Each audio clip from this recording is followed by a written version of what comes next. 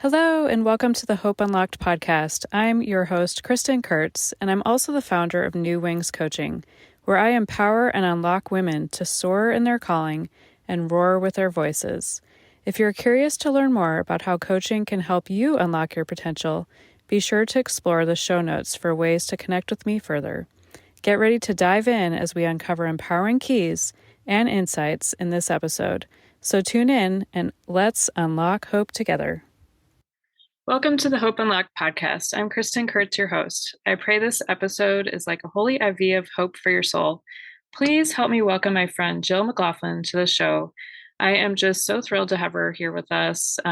It's really been, I've really been waiting a while for you to come on here. We've had some just inadvertent reschedules. I know that it's timing, like the timing. There's always like this divine timing on things. And I cannot wait for her to share more of what she's planning to share today.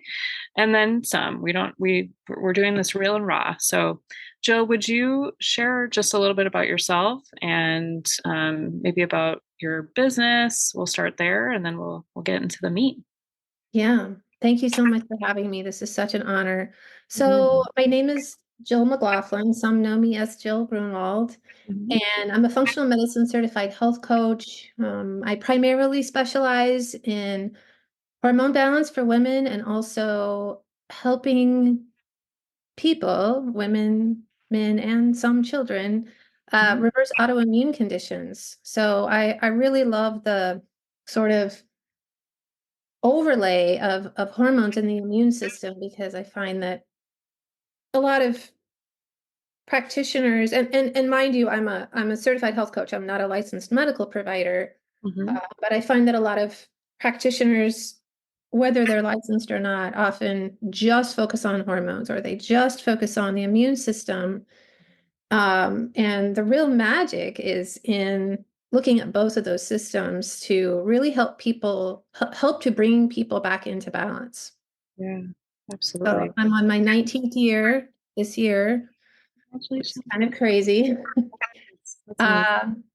Yeah, and I love it. I love it. I'm also the founder of, so the name of my business is Healthful Elements, Inc. I'm also the founder of an advocacy organization called Coaches for Health Freedom, which I'm sure we'll talk about today.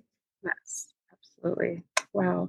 Well, it's like longstanding for you to be in business, 19 years. What led you to start this business and get into health coaching? So I have a background in architecture and the arts. I actually have a degree in architecture. And I worked in the design build field for a few years. This was when I was in Seattle, feels like a lifetime ago. And I was tired. I was Mm. getting tired. It's not like I was on the couch, but I was like more fatigued than I should have been. I was less motivated to go to the gym. I was experiencing an afternoon slump at work, and I'm just like, something's going on here. And I, upon the advice of a close friend who I went to college with, who was actually in Atlanta at the time, her mom was friends with an herbalist in the San Juan Islands. So you could just hop a ferry in Puget Sound from Seattle and head up to the San Juans. And this woman really changed my life. What I didn't know at the time is that she was also a nutrition expert. And she talked to me about some dietary changes that just completely changed things. I mean, I started to feel remarkably better in a week, and I was like, wow. And I got really interested. I found it fun to read about like the power of herbs and the power of really what God has given us Yeah. to keep our bodies in balance, whole foods nutrition, herbs. And people started asking me, hey, what are you doing? Like you look great. And I had lost some weight and Yeah. was slim again. And I found that I was just giving random advice to people, not random advice, but advice to random people who Sure. were asking me, what I was doing. And a few years later, I decided to leave Seattle for New York. I went to nutrition school. And then I That's got a second certification in 2018. okay. Wow. So you mentioned some of the foods that helped, kind of bring some healing back to your body. And I know that it's different for everybody, but I had a similar situation happen in my own body where I eliminated gluten, and within 3 days I felt like $1,000,000, and it came through the advice of somebody, out of unconventional or out of conventional medicine, right? Outside of conventional medicine. So what did that look like for you specifically, if you don't mind sharing? And again, I know this is different for everybody. Her story may not be exactly what you need, but it could be potentially a key. Yeah, so I was eating at the time largely what the media was telling us was healthy. I mean, I wasn't paying a lot of attention to what the media was telling us to eat, but at the time, the USDA food pyramid, which, I Yeah. never studied in school. I chose a school that did not teach the USDA food pyramid. Right. But the focus at that time was low fat this and low fat that, and Okay. pasta and bagels and, really high refined carbohydrate foods.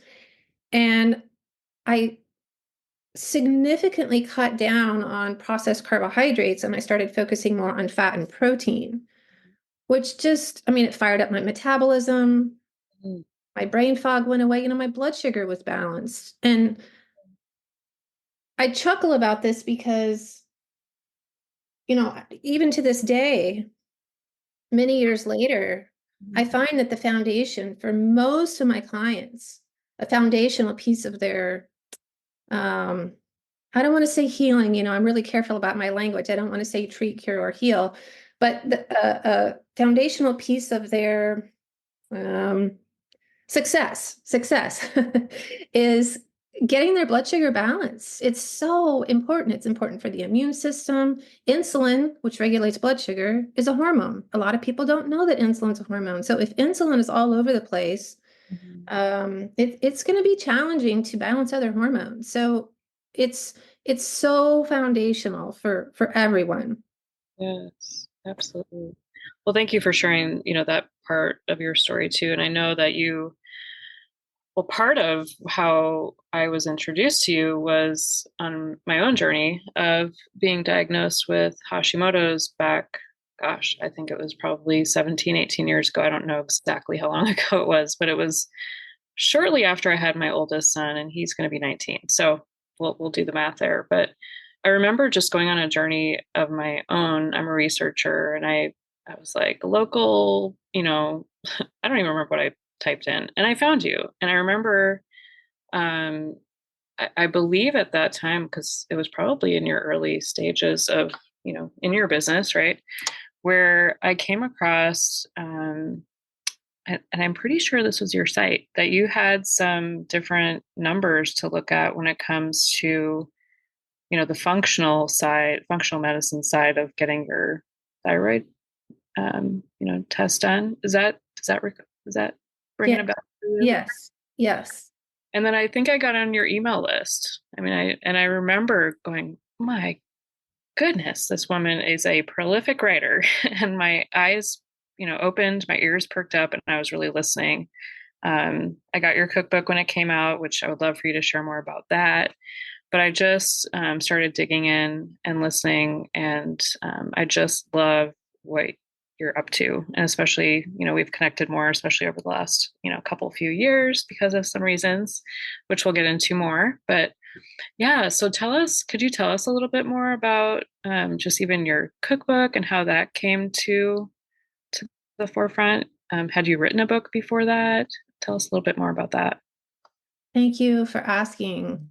Mm. I had written a few ebooks prior to going on the journey of publishing a book. And the way that it came about is, so when I was living in Kansas City for a brief time before I moved to Minnesota, so after school in New York, I was in Kansas City for a short time, and I got involved in the local sustainable food movement, Mm. and met a friend who's become a close friend, and she's a brilliant culinary nutritionist. Her name's Lisa Markley. Just absolutely brilliant. She actually went to Bastyr University in Seattle. We were in Seattle at the same time, but didn't know it, or there was a couple years that overlapped. But she is a registered dietitian, brilliant recipe writer, recipe developer, and we were on the steering committee of this local sustainable food grassroots organization. We were diagnosed with Hashimoto's a couple of years later, around the same time.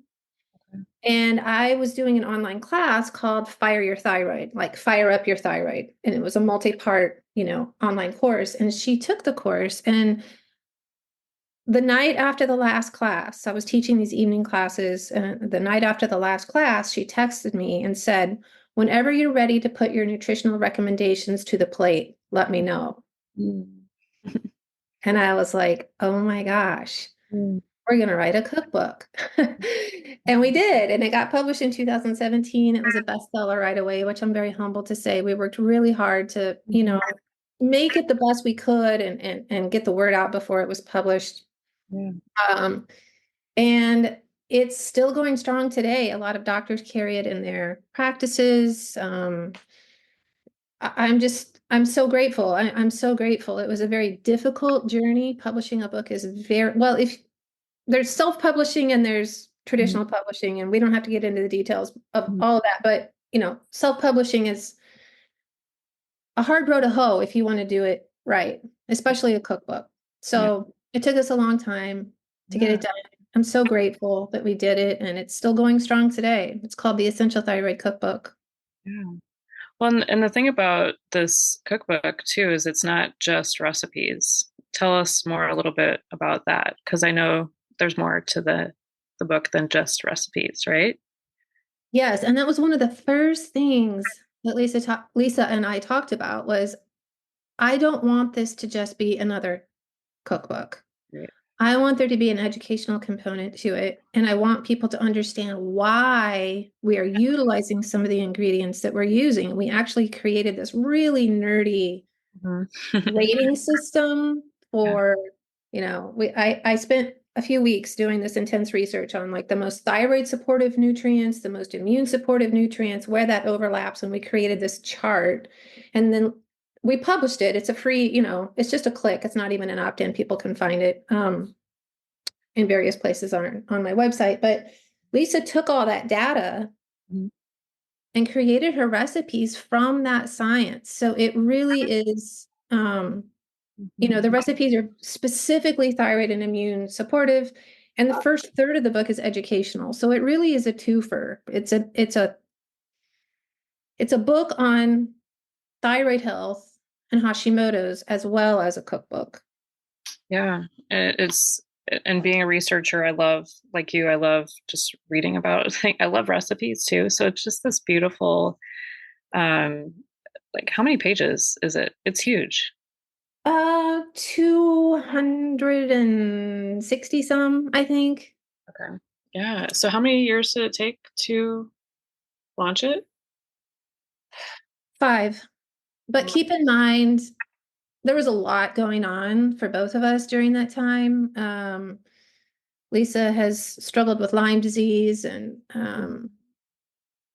both of my parents were ill. So I had moved to Minnesota, but my parents were still in Missouri, and both of my parents weren't in good health. And so I was traveling every few weeks. I was going back and forth from Minnesota to Missouri, and still operating my coaching practice. I became a mom in 2013. So there was a lot going on. So while 5 years might sound like a long time, and it is a long time, there were reasons. And, a lot of people who publish cookbooks say, man, if you want to do this right, it's going to take you at least a couple years. Yeah, absolutely. Well, I mean, and that just kind of segues, I would say, into just who you are and very tenacious, steadfast, right? Would you agree? You're not Yes, one to thank give you. up, right? Yeah, Oh, yeah, I'm tenacious. yes, yes, you are. Well, all that to say, I will link the cookbook in the show notes. Of course, we'll have all of her website and information for you guys to check out later. But a big part of why we connected on a deeper level is because of a lot of things that have been going on the last 4 years. And I just really wanted to have Jill on to share part of her story, the season's called Launching Pioneers. The first season was Voices of Hope from the Valley. So I do believe that, in Jill's story, there is an intertwining, and there's a lot of hope to be had in this time.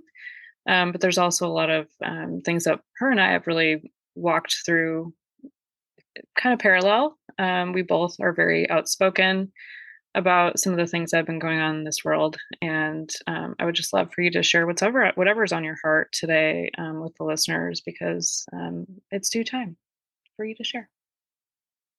Thank you. So, gosh, there's so much I could say, and you know, I'm just so grateful for the opportunity to talk about this. And I've done other interviews, but I feel like this interview in particular is special because of you and who you are. And um I was so grateful to find out that you and I were like-minded when it comes to health freedom. So, I have been very pro health freedom for a long time, even before the craziness of the last few years. So in my work around autoimmunity, when I kind of started, I didn't intentionally branch out from working with the female population. It just kind of happened naturally as the months and the years went on. I started working with more men, and I started working with more children, mostly around alopecia. So that's been the other like primary focus of my practice for a long time, over a decade, is alopecia. So Hashimoto's and alopecia have kind of been my two primary focuses, although I've worked with people with just, autoimmunity. And it became very clear to me over 10 years ago that ingredients in vaccines are a primary trigger for autoimmune conditions. I mean, you really have to look at why are we seeing such a spike in chronic disease in the childhood population? Why? What's going on? I started asking these questions before my daughter was born. And I implore everyone to read a vaccine insert. Read all of your drug inserts. A lot of people don't read, I'd say the vast majority of people don't read them. And I started doing that years ago and was shocked at what I found. I already knew that things like heavy metals were a major trigger for immune dysregulation, mercury, cadmium, lead, arsenic. Well, there's a lot of heavy metals in different types of vaccines, not just, uh, the flu shot or the COVID shot. I mean, there's various types of heavy metals in vaccines. And it really angered me and really started making me question the whole vaccine schedule. Yeah. And again, this was a long time ago. So I'm an anti-vaxxer. I'll come right out and say it. People can say whatever they want to about me. They can label me. They can make fun of me. They can call me a conspiracy theorist. I really don't care. Yes. In the summer of 2019, it was June of 2019. So, what? Gosh, this is 2024. 5 years ago. This is so crazy. California and New York each did away with an exemption for school kids. So New York had one last exemption. There's three exemptions, right? Religious, medical, and conscientious. The state of New York had one exemption remaining, religious, and they did away with it. California had one exemption remaining, medical, and they did away with it. But this happened within a few days' time. And I could see exactly what was coming. I mean, I sat up in my chair, my antenna was extremely high, and I said, everything's going to change. They're coming for all of us. It's not just the kids. I think at that time, I don't like to quote statistics unless I'm really sure of what I'm saying, but I believe, at least at the time, only 7% of children in the United States had not had any vaccines. They were vaccine free. So I said, they're not coming for the kids. They're coming for the adults. They're coming for all of us. This is a pivotal time in history. And I Mhm. started talking about vaccine passports. I started talking about how we're not going to be able to travel. People are going to lose their jobs. Like Mhm. they're going to shut borders. Like Mhm. this is such a pivotal time in history. Now, mind you, this was what, 10 months before COVID hit. Right. But I could see exactly what was going to happen. Mhm. And I was panicked. I mean, I wasn't running around with my hair on fire, but I was burning on the inside about what was transpiring in this country. Right. And having been a writer, Mhm. I said, I have to write about this. I Mhm. have to write about this. I cannot sit by and just do nothing. Mhm. And people thought I was crazy. Mhm. They're like, you live in Minnesota. Why do you care what's going on in California and New York? And I'm like, yeah, those are the bookends of the country. This is going to close in on all of us. And believe me, they're coming for the adults. They're coming for all of us. Mhm. I didn't think it would happen as quickly as it did. COVID hit that following March. And I was like, okay, here we go. I know exactly what is going to happen here. Mhm. So a lot of people who thought I was crazy don't speak to me anymore because they can't admit that I was right. And I have said all along, I don't Yeah. care about being right. I Right. care about the truth. Exactly. Exactly. I want to be wrong. I would prefer that I was wrong. Exactly. Yeah. So I, through my readership, Mhm. a complete curveball. And I warned them. I sent out a newsletter beforehand with a poem, and I just said, I'm getting ready to throw you guys a curveball, and a lot of you are going to get mad at me, and a lot of you are going to unsubscribe, and some of you are going to send me hate mail, and I really don't care. And I published an article. It's really a piece of investigative journalism, honestly, because I really dug in. I mean, once you start digging into this stuff, it's just there's so many tentacles to it. But I did outline the dangers of different shots, but that wasn't until the end of the article. The first probably three-quarters of it is talking about sort of the collusion between these governmental agencies and big pharma. I Mhm. mean, it's shocking, it's criminal. Yeah. So um it kind of went viral, Mhm. and I really didn't know what to expect. I didn't know what to expect. Yeah. It kind of went viral, and then I was really in recovery after I published. I mean, it was just such an emotional and mental outlay. I wasn't scared, but it was a big, it was a, it was, I pushed a boulder uphill to get that thing published. And after, I think a few weeks went by when I was still kind of wondering, like, what's my next step with this? I'm not just going to publish this and go skip down the street. I'm not sure where God is taking me with this. And I literally woke up one day with this idea in my head of starting an organization called Coaches for Health Freedom. Mhm. Um, because practitioners of different types, even a couple doctors, some nurses, massage therapists, chiropractors, health coaches were reaching out to me in those weeks after I published saying, where did you get the guts to do this? Yeah. This has been heavy on my heart, but I have not wanted to speak out because I'm afraid I will lose my business. I'll lose my clientele. I will lose my practice. I will lose my brick and mortar. I will lose my income. Right. And I said to all those people, you have to ask yourself what you're going to lose if you don't speak up. Amen, sister. So I started an organization called Coaches for Health Freedom. There's no money attached to it. I don't take donations. Mhm. Um, and it's really meant to inspire other practitioners or anyone, really, honestly, anyone, but practitioners who have an audience, whether it's an online audience with social media or their newsletter, or they have a brick and mortar practice and they're working with people on a one-to-one model, Yeah. encouraging them and inspiring them to speak out on this because it's going to take all of us. And they're not done with us. You know that, Kristen. They're not done with us. Yeah. Yeah. We're in a lull right now, but they're going to come back and they're going to try to mandate something else. Mhm. Mhm. Yeah. So I've been sort of toggling these last couple of years between, running my coaching practice and working with clients one-on-one and teaching some courses, but also, I have, I'm very active in the health freedom movement. And I've actually gone to a lot of conferences over the last few years. I went to my first conference in, the fall of 2019.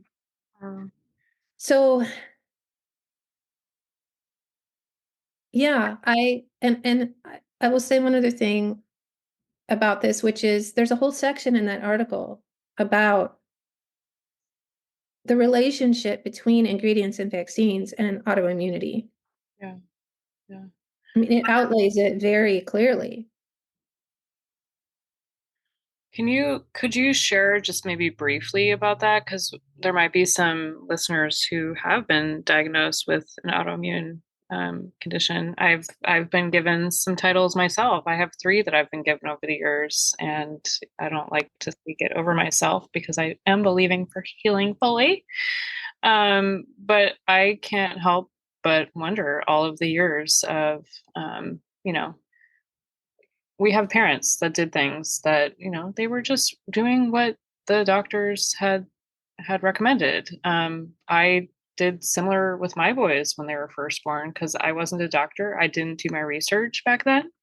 Right. And there's probably other parents, mamas, individuals out there who maybe have their children have been given a diagnosis, or they have one themselves. Like, what could you go a little bit deeper on, like, the correlation there, and even maybe explain a little bit more about heavy metals, because some people are like, I have no idea, because I was told I had heavy metal stuff going on back in 2018, 2019. Nobody had ever told me that before. It wasn't until I started working with a naturopath.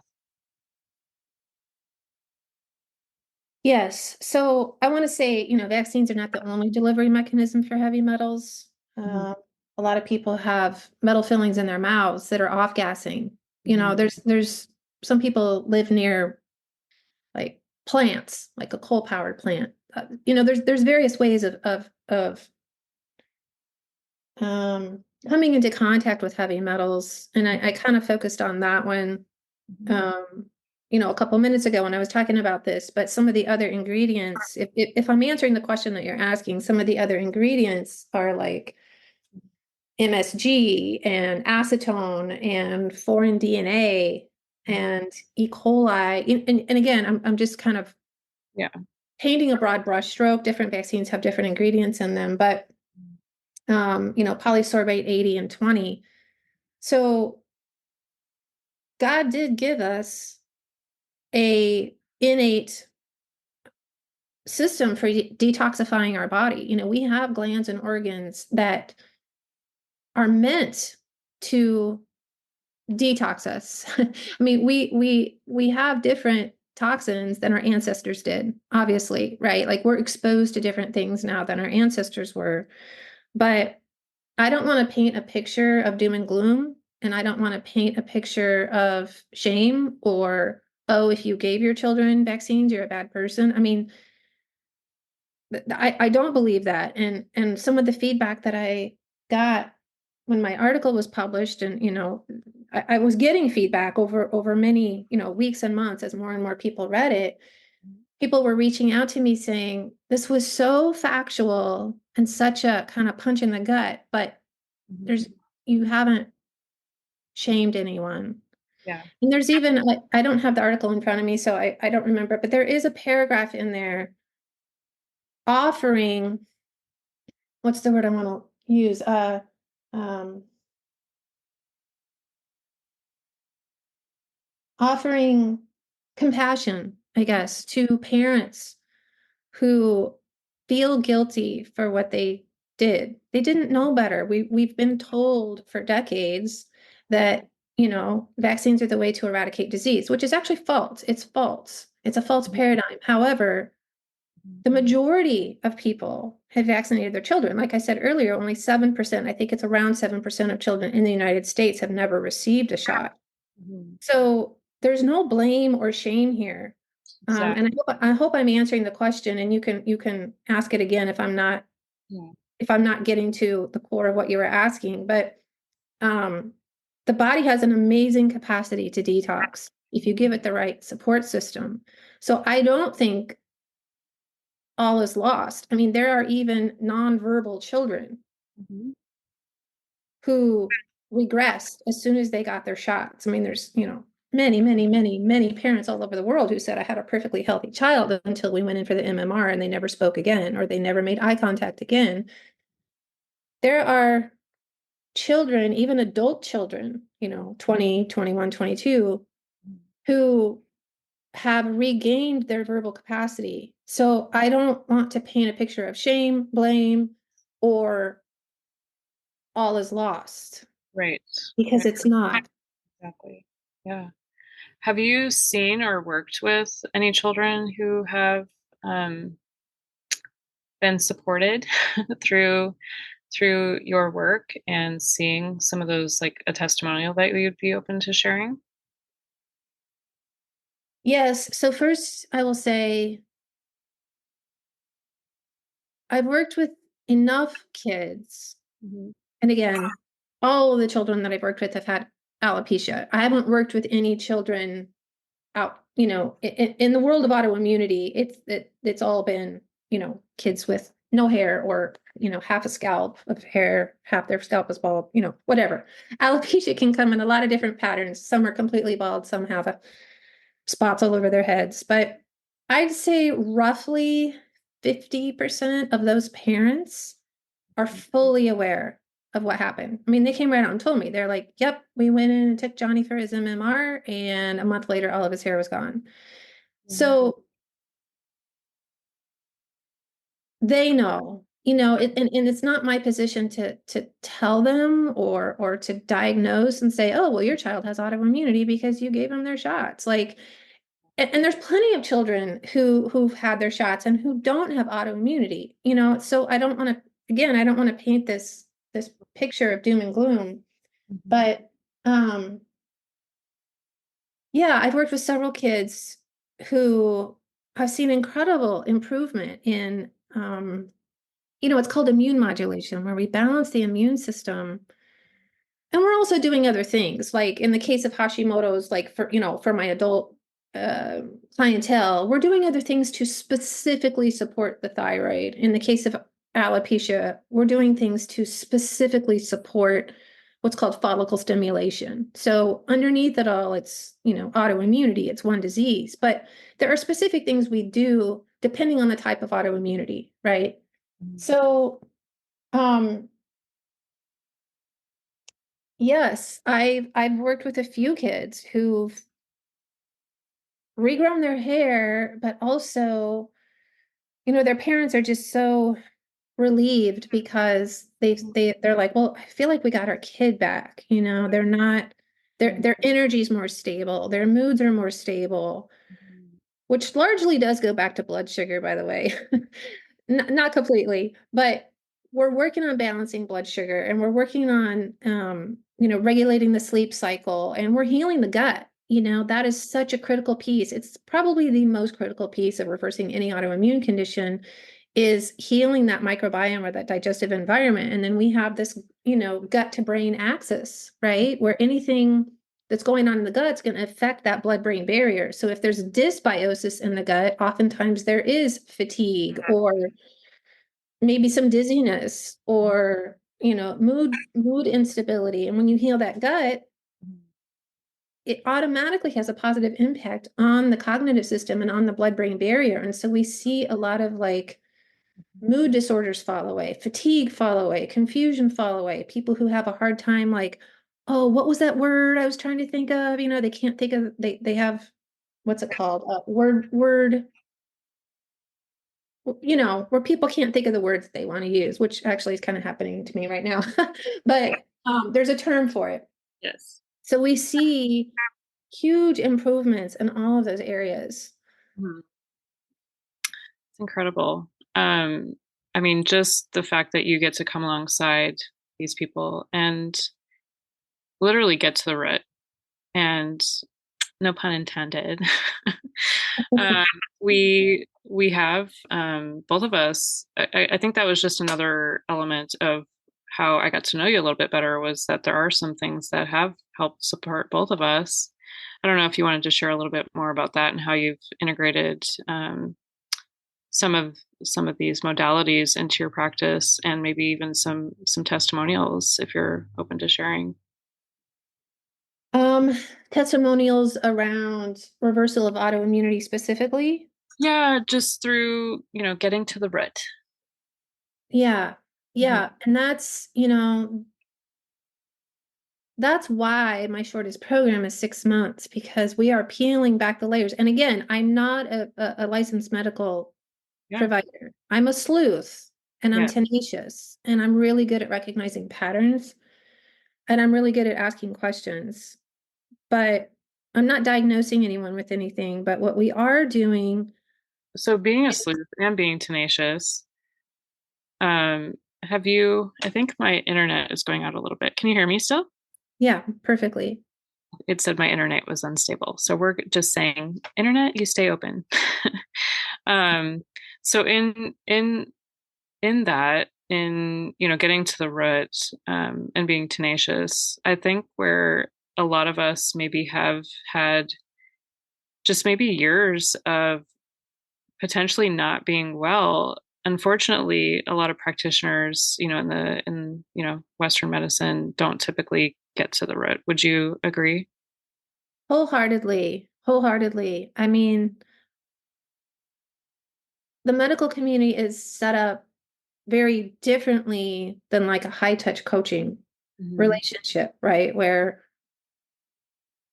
they might run some labs and, Mm-hmm. the vast majority of the time, the labs are using outdated reference ranges, those numbers in parentheses next to your value when you get your labs back. The vast majority of clinics are using and labs are using outdated reference ranges. Mm-hmm. So again, I'm not diagnosing anyone with anything, Right. but we're taking their values and Mm-hmm. we're comparing them to the functional ranges Mm-hmm. and finding out what's really going on. And do I hit it out of the park every time? No. As a matter of fact, I'm finishing up with a client uh, next week.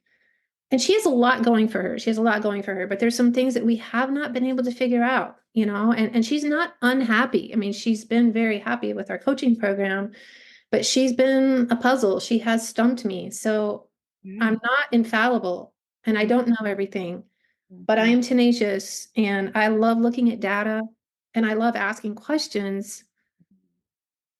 And a lot of times people say, I can't believe you just asked me that. No Right. one's ever asked me that. Mm-hmm. Yeah. No one has ever asked me this question. There's never been a doctor who's asked me. And actually, yes, that was, part of my picture a few years ago. Or yes, I just experienced that, last month. Or, I'm speaking very generally, but our medical system is not set up to really support people on an ongoing basis. Mm-hmm. Right. Exactly. And the fact that you just said, as a coach, I'm a coach as well, but I think one of the biggest things that we get to do as coaches is we get to ask those questions. Because sometimes, you might have a thought about something, and unless somebody asks you a question to actually kind of dig it out, it just kind of goes to the wayside, right? And if you don't have somebody asking you, if you go to the doctor's office, you're just really trusting that they know what they're talking about. And I'm not slamming all medical professionals because I've come across some good ones over the years. But as a general sense, in my experience, I was tossed around the system for years and Yeah. years and years because there was nothing that was getting to the root. It was slapping medications on me. And then if you guys have seen commercials before, there's warnings. So it creates this cascade of side effects that you need to have another medication to help with the side effects. Would you agree? Oh, completely. And we can go down that rabbit hole if you want to of what The I think. whole system. I mean, yes, it's criminal. It's criminal. Our pharmaceutical industry, and I'm not saying all pharmaceuticals are bad, but as they say, Mhm. there's a reason, a season, and a lifetime for Mhm. many things in life. And I believe that pharmaceuticals should be used very judiciously and for a reason, but not a season or a lifetime necessarily. Necessarily. I mean, it's I just, my personal non-medical opinion is that there really shouldn't be any long-term pharmaceutical use, but there may be some people listening who disagree, and that's okay. I mean, I will say, like in the case of type 1 diabetes, those people need to be insulin dependent. So I don't want, again, I don't want to paint this, I don't want to be black and white about it, Right. but there's a lot of people on pharmaceuticals Mhm. that do not need to be on them. I Mhm. mean, don't get me started about statins, okay? Like, don't get me started about immune response modifiers. Don't get me started about a lot of different Mhm. drugs out there. And a lot of people feel like, well, this is the only way, this is my way out. And we've been conditioned as a society, right? Absolutely. Or a pill for every ill or a shot for every ill. And that's just not how the body is designed to work. That is not how God designed us Yeah. to operate. Mhm. Yeah, absolutely. I mean, again, like what you don't know, you don't know, right? And so for myself, for as an example, like I was part of the system for many years because I trusted the medical system. I trusted the doctors who went to school for many years because I didn't have a medical degree. I did some research, but I didn't trust myself to go down my own pathway until I figured it out that I was actually being tossed around. And I started doing my own research and going deeper to find out, what is the root of this? There's even spiritual roots of disease as well. I don't know if you've looked into some of those things in your research, but there's just so many facets that, trauma. I know I've learned that trauma is a huge piece of triggering autoimmune. Have you heard that as well? Oh, 100%. I mean, I'd say it's one of the biggest ones. I mean, I did say earlier, I don't want to talk out of both sides of my mouth. I did say that gut health and the microbiome is, Mhm. 70 to 80% of the immune system is in the gut. Mm. But trauma, emotional trauma, can damage the gut. So I do believe that trauma is a huge component of the onset of autoimmunity. And I interviewed, I don't know, 2 or 3 months ago, I interviewed one of my colleagues about this because we're so aligned. She's a psychotherapist, but we're aligned around um, the critical importance of nutrition and managing blood sugar. And there's a lot of overlap. We complement each other well. And I interviewed her about trauma and autoimmunity. And it's funny you asked me about, like the spiritual roots. I recently finished a book called Exposing the Spiritual Roots of Autoimmune Diseases. Oh, wow. And I'm going to incorporate some of this book into my next course on autoimmunity. And I'm going to read scripture. And I mean, it's Jill, my, amazing. what? It's amazing. Truly. Tell us a little bit more about that. Tell us, are you open to sharing? Like, are you at a point where you can even share a little bit more about this next? Yeah, I am. I haven't launched it yet, but I'm launching a course called Mastery. So backing up for just a second, Mhm. um, the fear that a lot of people have when they've got an autoimmune condition is developing another one, right? And a lot of people already have multiple autoimmune syndrome. So it's called MOS, multiple autoimmune syndrome. And I'm developing a course called Mastery, M-A-S, MOS. Mhm. So Yeah, mastery, you get it. I love So it. I am, I guess you could call it coming out. I'm coming out as a faith-based practitioner. Yeah.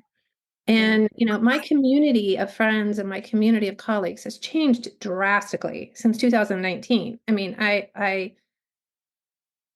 I'm so grateful. I mean, to know people like you, and we have some mutual friends. I feel like we're locked arms.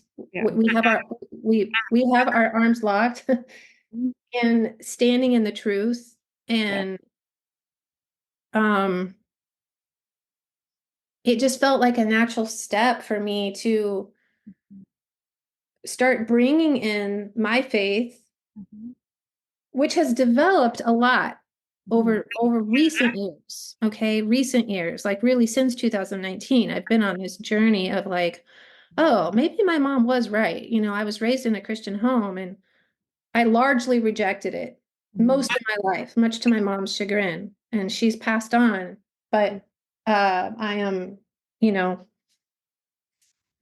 Proverbs 22:6 says, raise up a child in the way they should go, and when they are old, they shall not depart from it. I think about that scripture all the time, and I'm so grateful for my upbringing, even though I rejected it for decades. It's like I'm fully statured in it now. Mhm. And knowing what I know about aborted fetal tissue and vaccines, which I'm wholeheartedly against, Yeah. and some of the spiritual roots of autoimmune disease, which I kind of knew about before, but then I read this book and I got my mind blown and I just had my highlighter and I'm like, oh my gosh, Yeah. I gotta say this in the course and I gotta say this in the course and I gotta say this in the course. And I don't want to plagiarize this guy, but it's like I it's going to be a component of the class and it may turn some people off and that's okay. I mean, it's going to be very science based. I'm going to present a lot of science. I'm really it's going to be the best thing I've ever done. But I shouldn't say but. And Yes. and there's going to be a biblical faith-based component to it, which I know is going to resonate with a lot of people. And hopefully it does open some eyes to Mhm. the spiritual Mhm. component of dis-ease, right? Whether it's cancer or autoimmunity or fill in the blank. Mhm. So I highly recommend this book. It's just a little book, but it's just chock full of so much wisdom. And I just it was so eye-opening to me. And it does talk about trauma and it talks about the disconnect that can happen within our own spirits when people have experienced trauma. And when you are disconnected from yourself and disconnected from God, that can be the onset of dis-ease in the body. So yeah, we can talk about gut, we can talk about hormones, we can talk about heavy metals, we can talk about toxins, and I am going to talk about all that stuff. But there's going to be a whole module in this course Mhm. about what I've learned from his name is Dr. Henry Wright, who wrote the book. I think it's so important. And I do believe that a lot of people are hungry for this type of information. You Oh. know, it's, I don't want to just throw science at people and say, here, go do this dietary experiment and here, go do this hormone test. Yes, those things are important, Mhm. but we are spiritual beings. Mhm. Mhm. And we have to acknowledge that in this journey of healing and in this journey of dis-ease reversal. We have to acknowledge that component of the human condition. Absolutely.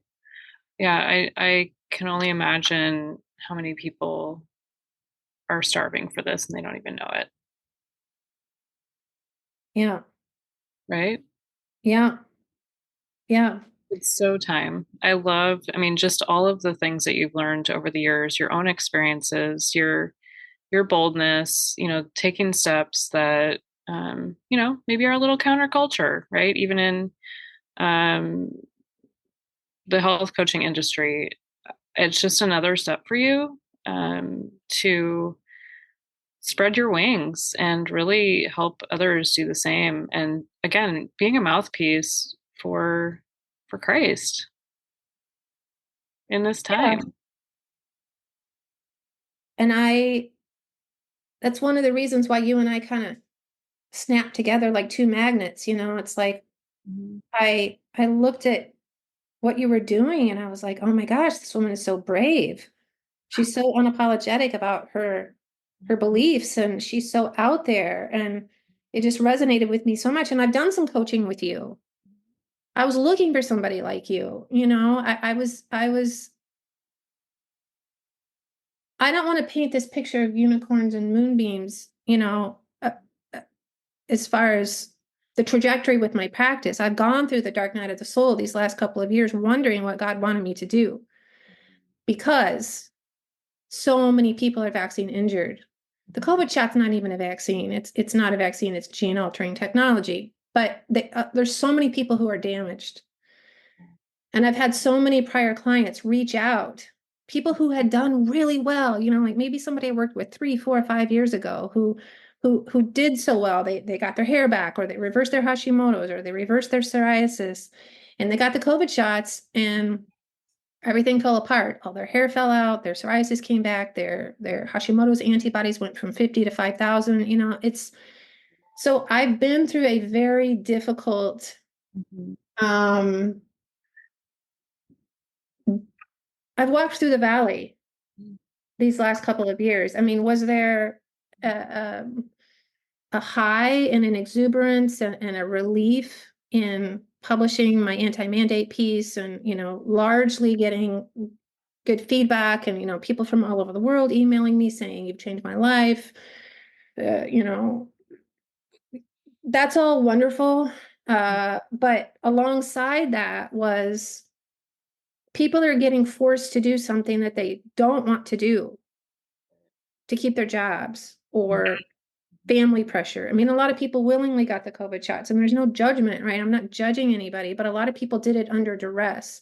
So whether people did it under duress or they did it willingly, we are seeing the fallout of the damage that this gene altering technology is doing. I mean, turbo cancer is just absolutely overtaking the society. I mean, it's shocking. The mainstream media is not covering it, of course, but you and I know what's happening, and we're also seeing an absolute skyrocket in autoimmune diseases. So, where was I going with this? Uh, I think it's important. Oh, we were talking about bravery and being unapologetic. And I said in my article, I would be such a hypocrite if I did not speak out on this because of my belief system and because of my knowledge about how these ingredients are actually the trigger for autoimmunity for a lot of people. I would be such a hypocrite if I didn't speak out about this. Right. And, Joshua 1:9 says, have I not commanded you? Be strong and courageous. Yes. So I will die on this hill. I will never stop talking about this. And I just hope that more people start to wake up to this spiritual battle that we're in, because we are in a spiritual battle right now. Yeah, absolutely. So knowing, like, let's just say somebody is listening today and they, for some reason, maybe have never heard that, these COVID shots are causing, a downfall on the back end, right? What can they do? Like, what is a solution that can help them to move forward? I know there's a lot of things out there, but is there anything that you've seen or done over time to help support? Will you support, whether it's clients or what have you? Because there is hope. There is hope. I'm wearing a shirt today because I felt like it was appropriate. You take what the enemy meant for evil and you turn it for good. Yeah. So I believe that, there's people waking up. There's a lot of things that we've seen over these years that honestly, like, they shake my insides because I'm like, oh my word, this is so evil. But I realize that if you flip the script of the word evil, it's live. So with that being said, Wow. I'd love to Wow. hear what your thoughts are on that. So I don't want to be a commercial for any particular product. I mean, unless you want me to speak on this, I don't want anyone listening to this to feel like, oh, she's just promoting some product. But I will say, in my dark night of the soul, so this was fall of 2022, yeah, a year and a half ago, where I was about to throw in the towel on my practice because I was so overwhelmed with emails from people, and not even necessarily like former clients, just people from all over the world saying, I took the COVID shots and all my hair fell out. What do I do? I'm like, I don't know. I don't know what to tell you. And at the time, there were several like COVID shot detox protocols that were being published. And I was kind of, like keeping my finger on the pulse and kind of, paying attention, but kind of keeping it at arm's distance to some degree, because this was also new. And the protocols that I was looking at were like, some of them were 30 to 40 supplements long. And I'm like, nobody's going to do that. Like, I'm not going to do that. I mean, I haven't had the COVID shot and I wasn't looking to detox from it, but I'm like,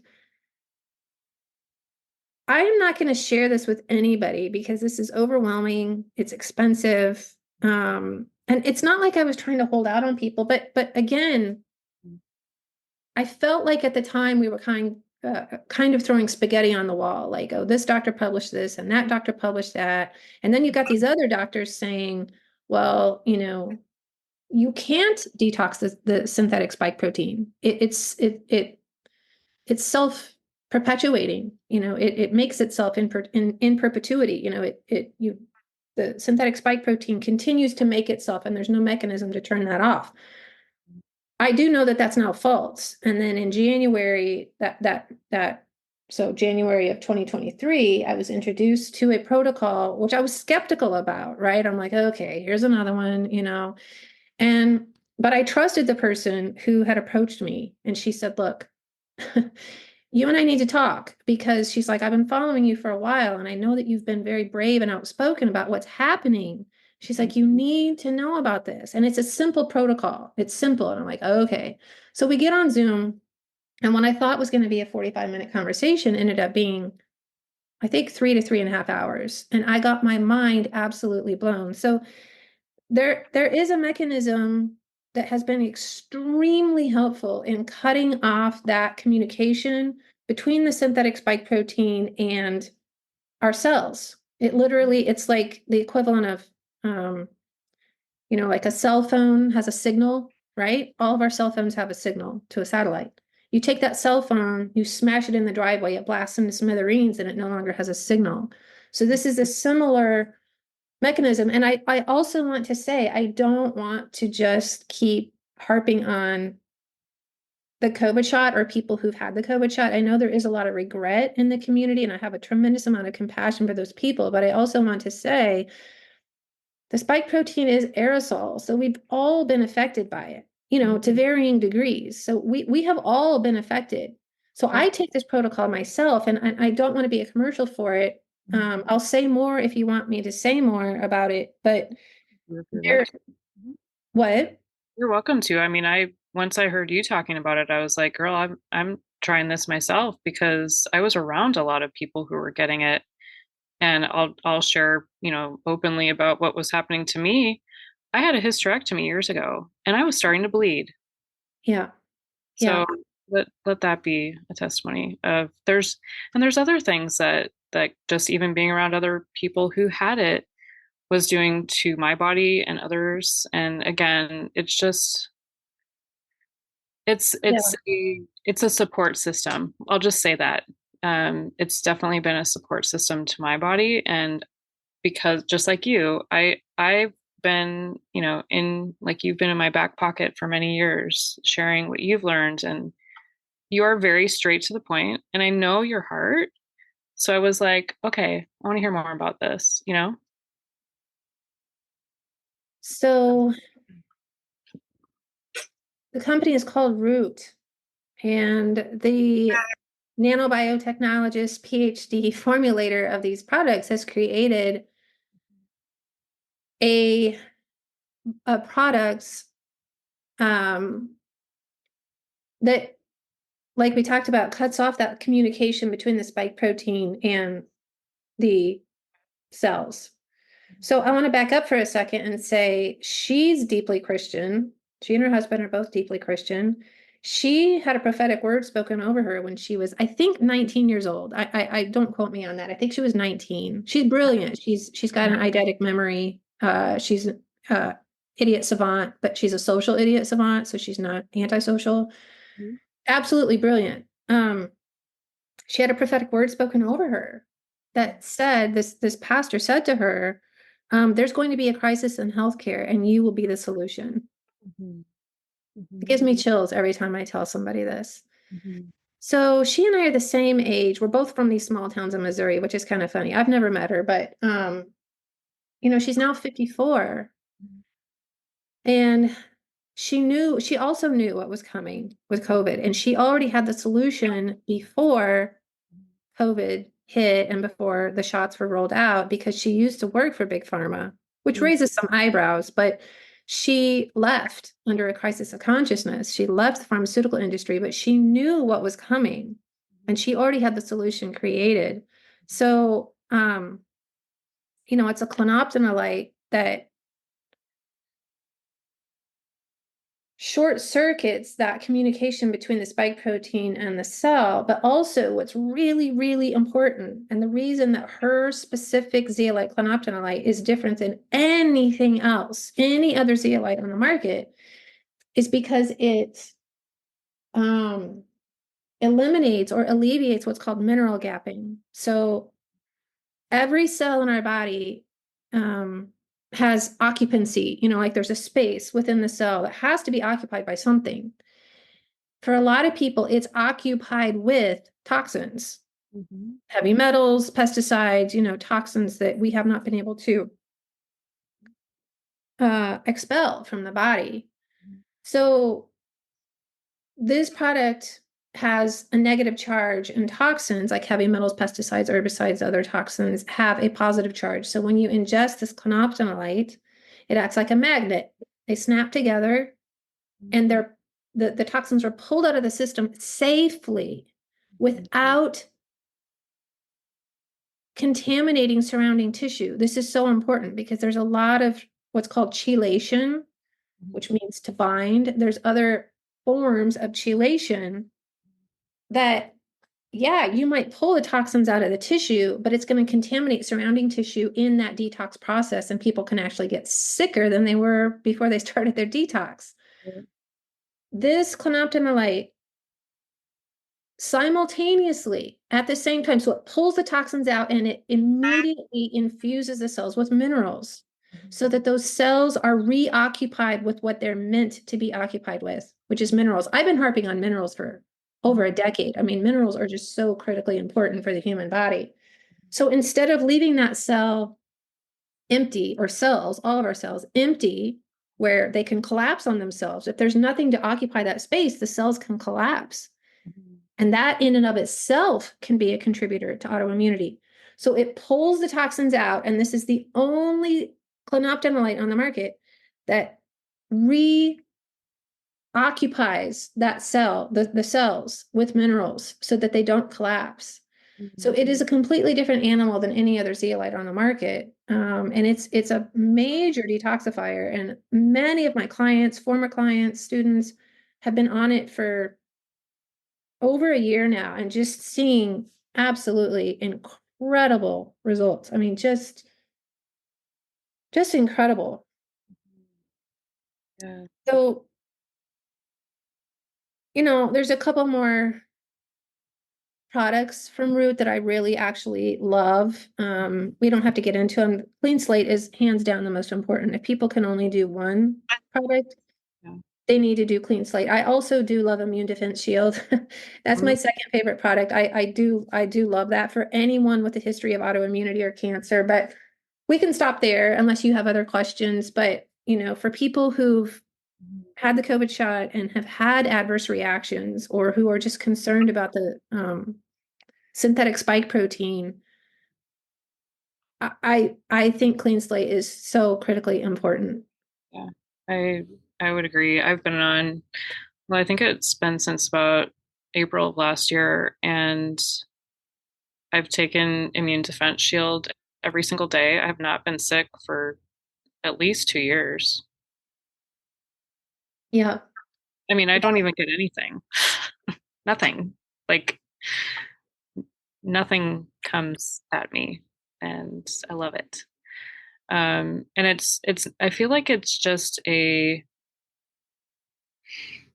don't know. There's just something special about the fact that, well, the protocol name that is suggested is called Trinity, and the fact that it's called Trinity, like I'm big on names. I'm really big on words and root. Like let's get to the root. Like that's been huge for me even since 2020. Like the Lord was really showing me a lot spiritually about roots and weeds and trees and the garden and all the things. So the fact that, this came across my path, because of you, and thankfully, thank you for sharing and again boldly, because I know one of the things that you mentioned that I really appreciated was that you're not one to like jump on product bandwagons.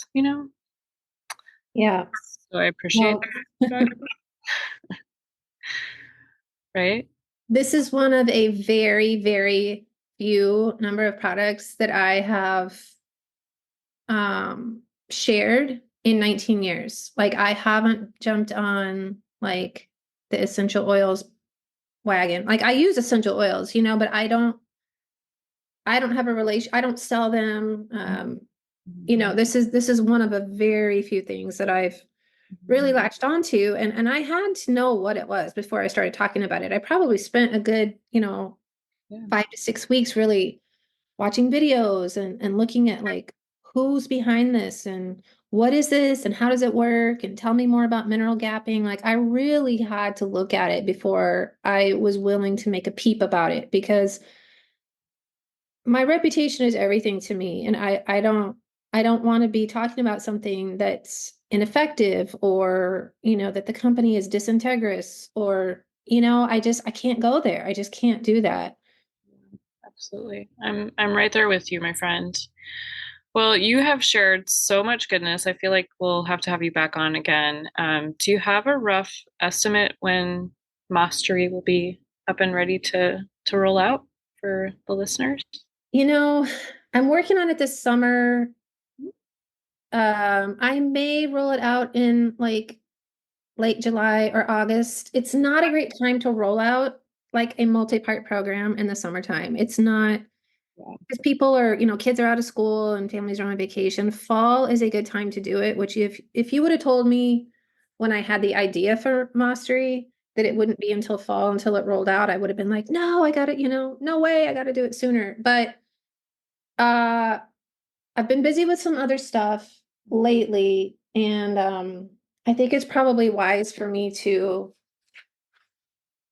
probably do it like once most kids are back in school, because that's really a great time to roll out a course. But I am going to teach a couple of classes this summer. I'm teaching a one-off class on blood sugar management, and I do have an ebook about blood sugar management, which I'll incorporate a lot of that into the class. But one of the new things that I'm adding to the class is the relationship between blood sugar management and autoimmunity. Like I've really kind of dug into that this spring, and it's very eye-opening. So that will be the new component of that class. Um, do you mind if I say one other thing about pharmaceuticals? Can I say one other thing? This is your microphone and you can say whatever you want, my friend. Well, I guess I will start by saying during that time when I was away from the church, and I was still questioning, there was a lot of, you can't completely get away from your upbringing, right? So I was kind of in and out of, I mean, there were times when I didn't even believe in God because I have a very, very difficult time with human suffering, Yeah. hunger, homelessness, trafficking. Like I have a very difficult time Yeah. reconciling that. Mhm. Even when I was a little kid, I was just peppering my mom with questions about why are some people hungry? Why Yeah. do some people not have enough to live on? Why are some people, homeless? Like I don't, if there's a God, explain this to me. I need to understand this. Mhm. Um, so during that time, 3 decades where I was kind of in and out of belief and, not really sure what I thought, I dabbled in the occult, Mm. which I'm not proud to say. And at the time, it made perfect sense to me. It's like, oh, well, of course I'm going to talk to this psychic because they're going to tell me, you Mhm. know, uh, you know, what my future holds. And I had some really mind-blowing, I didn't do it a lot, mind you, I didn't do it a lot, but I had some mind-blowing sessions with psychics. I dabbled in tarot. I dabbled with energy workers. I dabbled in some past life stuff. And I know that my mom was such a prayer warrior for me during that time because she was just Mm, mortified at what I was doing and she tried to warn me. yeah. And now I look back and I'm like, oh my gosh, Mhm. I will never touch that stuff with a 10-foot pole ever again. I mean, full repentance, like full on, I will never, ever do anything like that ever again. I think about these things I did and I'm not going to beat myself up about it, right? But I understand now. I understand that that is darkness parading as light. Mhm. And one of the other things that is darkness that parades as light is pharmakia. You're Mhm. familiar with the term pharmakia, right? Is it pharmakia, or I don't know how you say it, but I think Maybe you it's pharmakia. I might be pronouncing it like it's incorrect. actually in the Bible. Like, Yes, it's a word in the Bible that's related to occult and like pagan worship practices. mhm. It doesn't refer to pharmaceuticals only, but it's translated often as like sorcery or witchcraft or sorcerer, biblical sorcery. Um, it's like it's kind of about like abusing drugs for idolatry, recreation, or oppression of others. So, some people use drugs recreationally. I believe that the pharmaceutical industry is using drugs as a form of oppression, and that might be a strong statement for a lot of people. But again, we're kind of under this spell of like a pill for every ill or a shot for every ill. And um, I Yeah. think I think a lot of people are now starting to wake up. I hope that they're starting to wake up. And again, a reason, a season, or a lifetime. Like if you need to take an antibiotic because you've got a staph infection, then yes, absolutely. Um, they can have their reasons, right? I feel like they should be taken short term, but I feel like we as a society are under this spell of like, Yeah. I'm going to take this drug for the rest of my life, and then I don't have to be held accountable for all of the things that I may have done to contribute to my condition. And again, I don't want this to sound like blame. Some people, not all disease is lifestyle based, although much of it is. So, again, I don't want to come from a place of blame or shame, but people don't want to be held accountable for their own healing, or they don't want to be accountable for what they may have done, or the junk food that they've eaten for decades, or Mhm. the way that they've mistreated their body that may have led to disease. They don't want to take accountability for that. So Yeah. many people don't. Some do. Many people don't. So I think about this spiritual battle that we're in, and I think about my past with the occult, and I think about, you know, Mhm. this, I'm going to call it sorcery, this Mhm. witchcraft this spell that we are under, that big pharma has sort of um, clouded us in, and it's very concerning. It's very concerning to me. Yeah. Um, the pharmaceutical industry is a multi-billion dollar industry that's often making people sicker. So Mhm. I know that's kind of a heavy note to end on. I don't You're know if you have anything to say about that, but well. I, I believe, because I worked in the corporate side of healthcare, and because of my own, I was not raised in the church, so I kind of have an opposite uh, growing up as you do, and I was rescued, and I myself had to be rescued of many things. So again, like you said, there's no condemnation if you have done things, all the things like I did, a lot of things too, right? He is our he's the best rescue ever. And I myself, I like hated God growing up. Similar to you, I'm such a feeler. I love like rainbows and butterflies. I want the world to be like happy, and happy. You know what I mean? So when I would see things, I would start questioning myself. Anyways, that's a whole other story. But, working in the system and getting to a point, similar to what you were saying about the founder of RIT, I couldn't even take money from the system anymore. He called me to cut the cord to the system. And I recognized what was actually happening behind the scenes. Again, I speak a little bit of that on my podcast episode about freedom and delivery or freedom and deliverance, and all that goodness.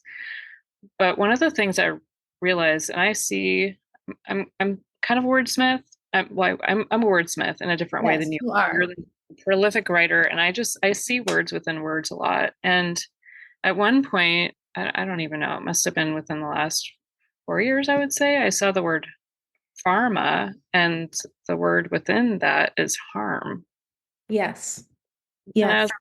like, oh, interesting. And again, here seeing pharmakia and doing some research, like spells. I just, what I think my heart and your heart, Jill, is to be a voice of truth and a voice of awakening, a voice to um, wake up the sleepers, right? Like kind of sounding the alarm a little bit on some of these topics that we have walked through and or come out of. And a lot of the things that, women come on here and share, like whether they've walked out of, having horrible situations, that they've been able to walk out with keys of revelation to share with people out there. Because if you, like I said, we've said before, if you don't know, you don't know. There was many years that I didn't know a lot of these things, and it took maybe somebody tapping me on the shoulder, you know, hey, Kristen, did you know? So that's what we're doing today. We're tapping you on the shoulder. Let Holy Spirit show you, like, what's the next step for you. Is it XYZ? Is there something that you need to go a little deeper with on the Lord to get to some more, root cause, right? Spiritually, physically, mentally, all the things. So there's so much hope for you. Um, Jill, I would love for you to, part of why I do this, and I know you're similar to me, we're not like out there for accolades. We're not out there to have like, our reason for living is not to have a big audience, right? That's not like, Right. hey, it's really for the one. And part of why I'm doing this podcast is really for the one. So every time I come on here, I just imagine one woman listening in, and it could be a man too, but typically I see a woman. Is there anything that you would want to say to her to wrap up? And then would you pray over her as well? Yes. And I would say, just to echo something you said, which is we don't know what we don't know. Yeah. And my reason for writing my anti-mandate article and exposing these governmental agencies and big pharma and the harms of vaccines was not for accolades. Yeah. I wish I could have done it under a pseudonym, but Mm. that wouldn't have worked. I mean, some people said you should do this under a pseudonym, and I said, no way, I can't do that, but I did put everything on the line for it, and I don't say that as a pat on the back for myself. But just to echo what you said about we don't know what we don't know. And some people said, why are you doing this? Yeah. Jill, why are you doing this? I said, because people need to know. Yeah. Yeah. Um, sorry, I keep saying I want to say one more thing. I did an interview. I'll keep this really quick and then I'm going to say a prayer, but I interviewed Kenny Maurer. So Kenny Maurer is the NBA rep Mhm. who was fired because he Mhm. refused to take the COVID shot, and he's in a legal battle right now, and he's going to win. But in the interview that I did with him, he talks about it's difficult to listen to, and I've warned everyone, like listener discretion advised. But he talks about the aborted fetal tissue in vaccines, and that the aborted fetal tissue in vaccines has woken a lot of people up. A lot of people have said, I did not know. I did not know. What are you telling me here? Are you serious? I did not know this. And I'm like, yeah, you can go look it up. Mhm. You can go look it up. Mhm. So we are reaching a point where people can't say they don't know anymore. Like I've been screaming it from the mountaintops. I've got a lot of friends and colleagues who've been screaming it from the mountaintops. So thank you for letting me end on that. But I would say for the one woman that you referenced who, I like what you said about like this is for the one. I would say, dear Lord, I pray that you wrap her in a hedge of protection, physical, mental, emotional, spiritual. And I pray that you give her peace and a calmness and a reassurance that learning some of these things that we've talked about today doesn't have to be scary. It's, I ask that you empower her to move forward in the way that makes the most sense for her and her family if she has one, knowing that you're always there, you're always with us. And I ask this in the name of Jesus Christ, but I also want to quote Romans 12:2. Do not be conformed to this world, but be transformed by the renewal of your mind, that by testing you may discern what is the will of God, what is good and acceptable and perfect.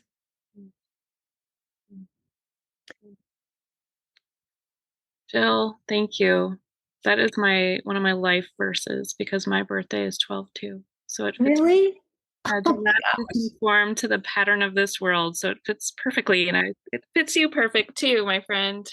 Thank you. Thank you. I know we went a little long and I appreciate. Yeah, it's, as I shared with you before this, we just go as long as Holy Spirit needs us to go. So listeners, if you're still listening, thank you for listening. I just want to just say over you, Jill, again, thank you for being a brave voice who's setting so many free. I will link up all the things in the show notes so you can get a hold of Jill, hear more about her mastery. I love that name. And I would really encourage you to get on her email list. Like I said, she is just prolific writer. She has so many resources on her website. She just gives freely of so much knowledge and wisdom and has just been a really amazing voice in my life. So I am going to close with our anchoring verse over Hope Unlocked. It is Hope Unlocked. I can't say that. May the God of hope fill you with all joy and peace in believing, so that by the power of the Holy Spirit, you may abound in hope. And that's Romans 15:13. So thank you again, Jill. I will for sure have you on again. I think we have more to share again at a later time. Thank So, you so much. yeah, thanks, Jill. See you guys. Take care. Bye. Be back with another episode next week.